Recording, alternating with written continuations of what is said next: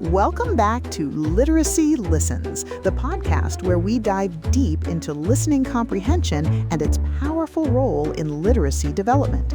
I'm Amber, and as always, I'm here with Brian, our listening comprehension expert.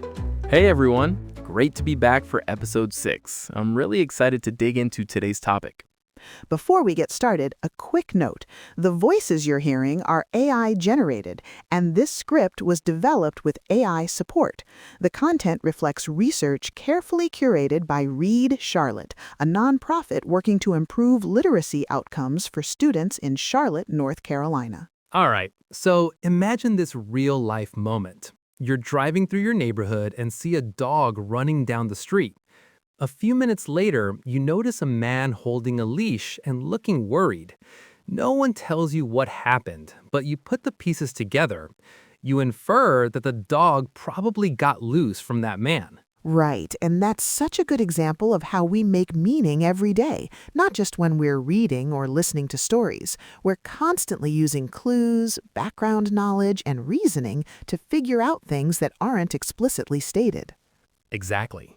And that's what we're talking about today. Those higher-level listening comprehension skills that move students beyond understanding words and sentences to constructing meaning.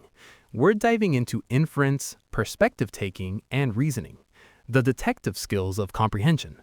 I love that detective metaphor because that's really what students are doing when they use these skills. They're gathering clues from what they hear, combining them with what they already know, and thinking with words to solve the mystery of meaning. Exactly. And these skills don't work in isolation. They work together. So let's break down our 3 detective skills. First up, inference. This is when students listen or read between the lines. Right. The text or situation doesn't spell everything out, but students connect clues with what they already know to figure out what isn't said. Just like noticing a worried man holding a leash and realizing the dog you saw running earlier is probably his. Exactly. Research helps us understand that students make different kinds of inferences. Sometimes they're connecting information within what they hear. Other times, they're filling in gaps using background knowledge about how the world works. Both are essential for comprehension. That brings us to our second detective skill, perspective-taking. Perspective-taking is about understanding others' thoughts, feelings, beliefs, intentions, and motivations. Whether it's a character in a story or a person in real life, this skill helps students imagine what's happening inside someone else's mind.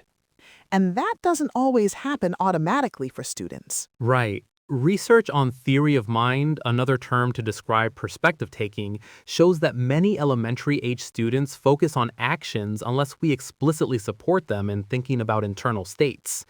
Perspective taking develops across childhood and contributes to listening and reading comprehension when it's intentionally supported. That leads us to our third detective skill, reasoning.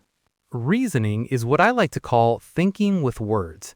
It's the thinking students use to examine clues, decide which ones matter, and figure out how they connect.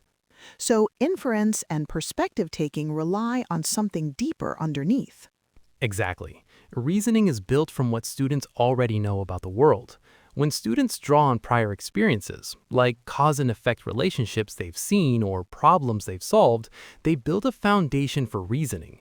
Over time, those concrete experiences support more abstract thinking, like exploring themes or big ideas in stories. This connects directly back to episode 5, where we talked about vocabulary, grammar, and syntax as foundational skills. Yes, research shows these skills are hierarchical. Vocabulary and grammar support higher-level skills like inference, perspective taking, and reasoning. If students don't understand key words or can't follow sentence structure, those detective skills break down. But they're also interactive. Exactly. Strong vocabulary and background knowledge don't just come first. They actively make inferencing and reasoning easier in the moment by giving students more tools to work with. So how do we actually teach these detective skills? This isn't just about asking questions. It's about explicit instruction and modeling. That modeling might sound like, the text doesn't say why this happened, so I'm going to look for clues and think about what I already know. For perspective taking, it might sound like it doesn't say how the character feels, but based on what's happening, they might be worried. And for reasoning, teachers might model thinking like, could this mean something else? Why does this explanation make the most sense?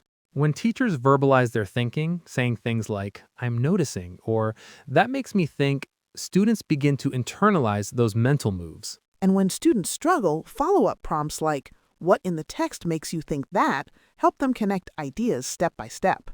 These skills develop over time, and they begin early. Rich conversation, modeling, and purposeful talk around text create the conditions for deeper comprehension. So here's a challenge for the next time your students are listening to a text.